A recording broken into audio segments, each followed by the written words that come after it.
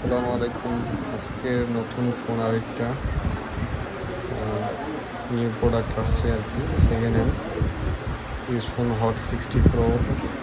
এটা হচ্ছে 8/128, একদমই ফ্রেশ, 7 থেকে 8 মাস ইউজ করা, সাথে বক্স আদার সব কিছুই আছে।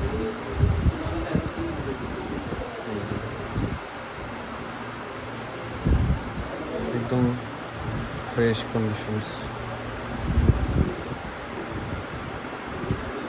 এই যে চার্জার রয়েছে,